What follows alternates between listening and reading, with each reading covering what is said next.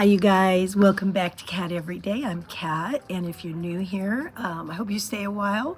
I have a schedule down in the description bar that lets you know what we're doing each week, and basically if you want a friend to hang out with, you're in the right place. So talk a little bit about life. I'm 58 years old. It's a potpourri of what's going on. We'll have recipes on one day, arts and crafts another day, rants and hangouts another day, talk about different situations of life and whatnot, and then on Sundays an inspirational reading. So I hope you decide to hang out if you're not already subscribed. I hope that you will. So okay, today we are just hanging out. I was going to share with you a really embarrassing moment. I don't think I've shared this with you. If I have, let me know, but I really don't think so because I was too horrified to share it with anybody. I did share it with my sister and we laughed and laughed about it. It is a funny memory, but it is really embarrassing. Now, when I tell you this story, I have to say a word that I normally wouldn't say. So just to let you know, please don't judge me. Everybody has one of these moments. Okay, so years and years ago, before we were homeschooling, I was dropping off two of our young sons at school, and one of our kids was in kindergarten. So he made a friend named Timmy. And so he was his friend, and Timmy had a mom. Now I heard my son talking about Timmy and how great Timmy was all this time. And so I thought, oh, well, I'll probably meet his mom at some point. Definitely want to make a good impression when you're meeting another, child's parent that you might have to, come across at field trips, see them every day of the entire year, right? You want to be able to get along with them. Okay, and so Timmy's mom came up to me and she found me, and she said, "Hi, I'm Timmy's mom. Are you so-and-so's mom?" And I said, "Yeah, my son is named Timmy as well." So we call him Tim. She said, "Are you Tim's mom?" And I said, "Yeah, I am." And I said, "I'm Kat." And so she, extended her hand to shake my hand, and she said, and she told me her name. And I have to tell you, first off, in my defense, there's two things in my defense. Number one is that I don't hear that well, apparently. And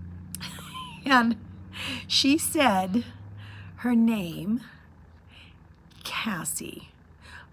But I did not hear in the least bit. Trust me, she didn't say the cuss sound. She did not, I didn't hear it. And I thought, instinctively, I don't know why I did it, but I said, "Oh, Assie?" Really loud, like that was her name. And I saw her face drop. I saw the look on her face. I just wanted to crawl in a hole and die. I was like, oh, instantly I was like, "Did you really say that, Kat? Who says that? Who is named that? Really?" And I wasn't being smart aleck. I thought, you know what? The world is full of different places and people. And who am I to, say anything about somebody naming their kid something? What if it means something in another language, but, it's just odd here to name your child that here? So all these things are going throughout my mind, and all I could muster up was, "Oh, Assie?" And so she said, "No, Cassie," and she corrected me, but obviously she was a little perturbed. Maybe she didn't know if I was serious or if I was, "Are you for real?" Anyway, it was just a moment, and I thought, to myself, well, we're never going to be friends, are we? Not after this. And yeah, it was just super duper embarrassing. And we we didn't become really good friends or anything, but we had, run into each other throughout the year, had to share, driving duties and things like that for field trips. And we did a good job getting along and never mentioning it again. And I could not bring myself up to tell her how horrified I was that I did that. But I have never forgotten how dumb I felt at that moment. Now, secondly, in my defense, I wanted to tell you this story. Many, many years ago, when I was working, we have a library district in town that has beautiful libraries, and at the time each one of them had an art gallery in them, and there were 13 art galleries. And also I worked in that system where I would help put up the shows and take care of the openings and things like that. So I worked with the art galleries themselves, and so one day I was taking care of one of the openings and kind of just like overseeing it and whatnot. Well, each one of these branches have a security guard that kind of walks around in the evening, you know what I mean? And then, so they'll shoot the breeze once in a while and talk to you while they're on duty. So I was, doing my job, and the security guard came by and started talking to me. And that was at that branch. And he was an older gentleman. I want to say he was in his late 70s, maybe early 80s.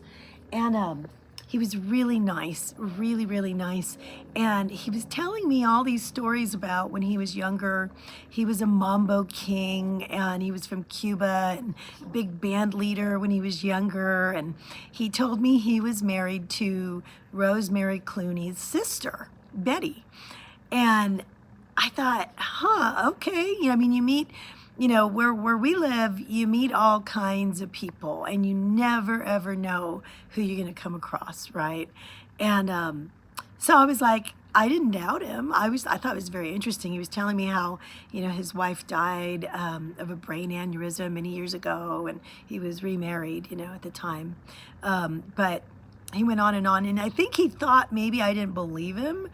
And which, I'm like, I don't know, he could have been telling me a story, that's fine, but it's neither here nor there.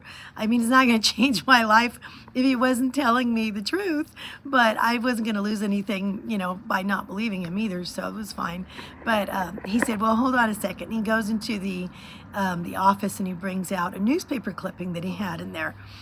And wouldn't you know it, it was about him and about who he was, and he was married to Rosemary Clooney's sister, and everything he told me was true. He was a mambo king, and all this stuff.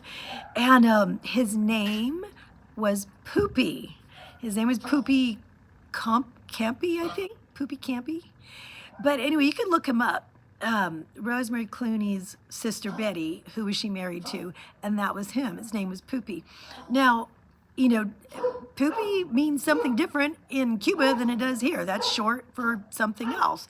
But, it seems funny when you're like in America and people don't usually name their kid that, but that's not because of the connotation that it has here. So what I'm saying is, I'm not coming down on his name at all. I'm just saying people have different names. So if somebody tells me that their name, if I think she was saying, my name is Assy, it could have been. It could have been, and I just didn't understand it. And I thought maybe it's from somewhere else, and I knew somebody named Pupi. Why not? Maybe I knew somebody now named Assy. I mean, it doesn't mean the same thing, right? So I know, it all sounds ridiculous now, but anyway, it's, yeah, so anyway, I thought I would share this with you just because it's a funny, obscure, odd moment of life, and this kind of stuff happens to people. But anyway, I was really glad to have been able to meet Pupi. I thought he was a very nice gentleman, and unfortunately he did pass away in like 1991 or something. I saw an article about that. But I was very glad to meet him. And honestly, I'm glad that I met Cassie too. She's a very nice lady. But there's a lesson, I pay much better attention when I meet people nowadays. And when they introduce themselves, I make sure to, lean my good ear into them. And Yeah, make double sure I know what their name is before I repeat it. That's because of that. Anyway, I thought I would just share a little quick laugh with you today. I will see you guys, what is it? Tuesday. Tuesday, we're going over some shopping. I went to Michael's, and I'll share that a little bit with you. I'm not doing a lot of shopping right now. I do have some gift cards. That's why I went to Michael's. But I forgot to tell you, in fact, I am going to go over to my Sweetwater Place channel and let everybody there know that I am doing a no spend challenge for this month. And so that's what we're doing. So unless I have a gift card for it, I don't spend this month. And that's just something that we're going to be doing. We did it last year after Christmas, and it helped greatly to kind of get us back on track. So that's what we're doing this time. So anyway, there's my humiliating moment. I hope that you'll still be my friend, and I will see you guys tomorrow. Bless you.